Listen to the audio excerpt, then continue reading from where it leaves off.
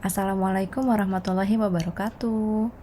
Kali ini kita akan membahas mengenai konsep dan urgensi PKN. Nah, ketika nanti sudah mempelajari materinya, mahasiswa sebagai calon sarjana diharapkan dapat memiliki sikap yang positif terhadap fungsi dan peran pendidikan kewarganegaraan dalam memperkuat jati diri keindonesiaan para sarjana dan profesional, mampu menjelaskan tujuan dan fungsi pendidikan kewarganegaraan dalam pengembangan kemampuan utuh sarjana atau profesional, dan mampu menyampaikan argumen konseptual dan empiris tentang fungsi dan peran pendidikan kewarganegaraan dalam memperkuat jati diri keindonesiaan para sarjana dan profesional. Mungkin ada yang bertanya, mengapa pendidikan kewarganegaraan itu penting dalam pengembangan kemampuan utuh sarjana atau profesional? Ini ada dalam Undang-Undang Republik Indonesia Nomor 12 Tahun 2012 tentang Pendidikan Tinggi. Program sarjana merupakan jenjang pendidikan akademik bagi lulusan pendidikan menengah atau sederajat, sehingga mampu mengamalkan ilmu pengetahuan dan teknologi melalui penalaran ilmiah.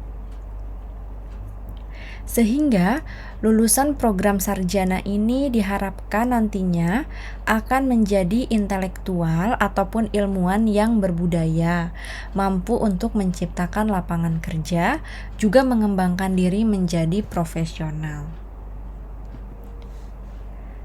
Sedangkan dalam Undang-Undang Republik Indonesia Nomor 14 Tahun 2005 tentang guru dan dosen dikemukakan bahwa profesional adalah pekerjaan atau kegiatan yang dapat menjadi sumber penghasilan, perlu keahlian, kemahiran, atau kecakapan, memiliki standar mutu, ada norma, dan diperoleh melalui pendidikan profesi. Sehingga dapat dilihat ya, bahwa seorang profesional itu memerlukan pendidikan kewarganegaraan untuk mendukung pekerjaannya di kemudian hari. Apapun kedudukannya, baik itu sarjana atau profesional, dalam konteks hidup berbangsa dan bernegara, apabila kalian memenuhi persyaratan sebagaimana diatur dalam peraturan perundangan, maka kalian berstatus sebagai warga negara. Nah, apakah kalian tahu apakah warga negara itu? Di Indonesia, istilah warga negara adalah terjemahan dari istilah bahasa Belanda, yaitu berasal dari kata Staatsburger. Menurut Suto Prawiro, istilah onderdan tidak sama dengan warga negara, melainkan bersifat semi warga negara atau kaula negara. Istilah tersebut muncul karena Indonesia dulu memiliki budaya kerajaan yang bersifat feodal, sehingga dikenal istilah kaula negara sebagai terjemahan dari onderdan. Setelah Indonesia memasuki era kemerdekaan dan era modern, istilah kaula negara mengalami perubahan. Saat ini, istilah kaula negara sudah tidak digunakan lagi dalam konteks kehidupan berbangsa dan bernegara di Indonesia.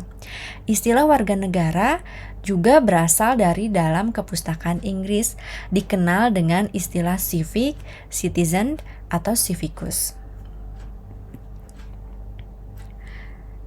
Dalam pengertian negara modern, istilah warga negara dapat berarti warga, anggota atau member dari sebuah negara.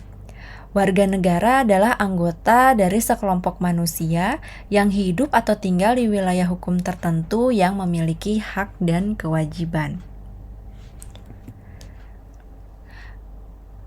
Menurut Undang-Undang Nomor 20 Tahun 2003 Pasal 1, pendidikan adalah usaha sadar dan terencana untuk mewujudkan suasana belajar dan proses pembelajaran agar peserta didik secara aktif mengembangkan potensi dirinya untuk memiliki kekuatan spiritual keagamaan, pengendalian diri, kepribadian, kecerdasan, akhlak mulia, serta keterampilan yang diperlukan dirinya, masyarakat, bangsa, dan negara.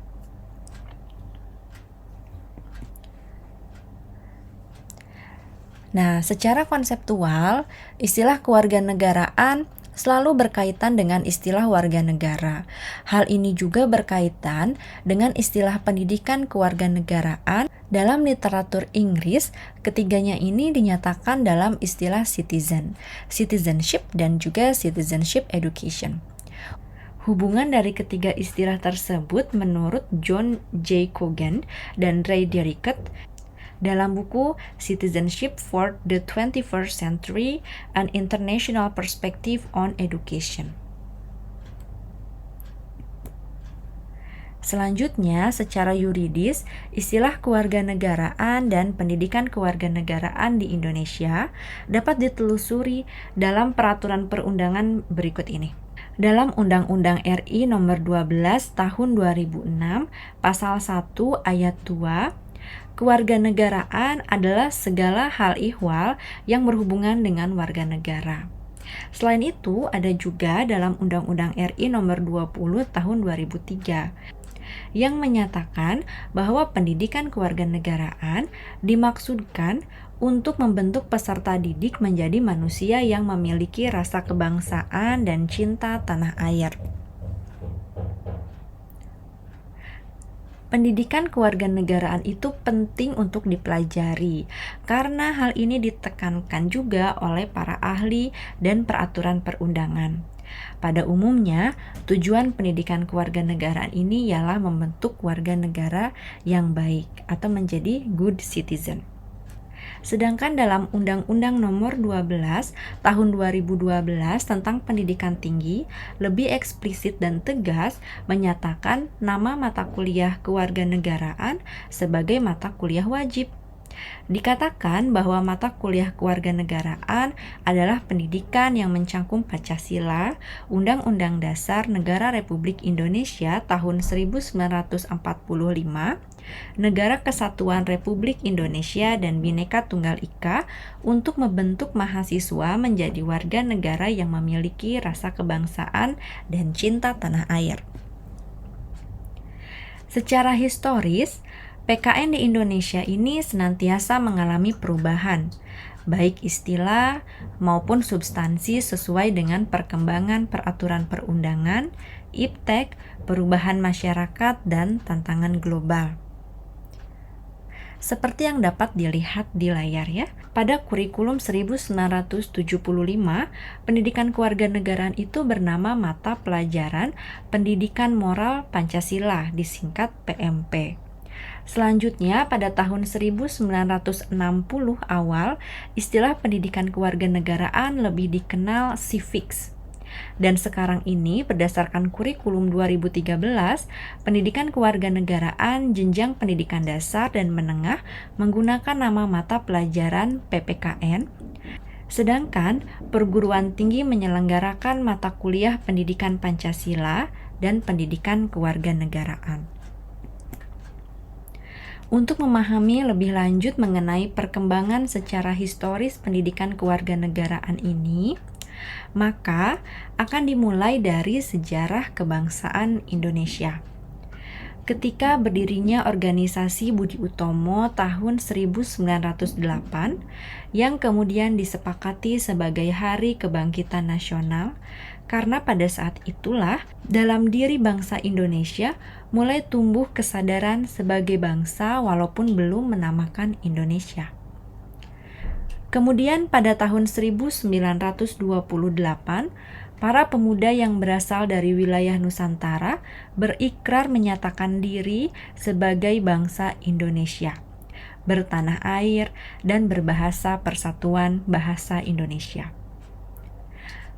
Dan pada tahun 1930-an, organisasi kebangsaan, baik yang berjuang secara terang-terangan maupun diam-diam, baik di dalam negeri maupun di luar negeri, tumbuh bagaikan jamur di musim hujan.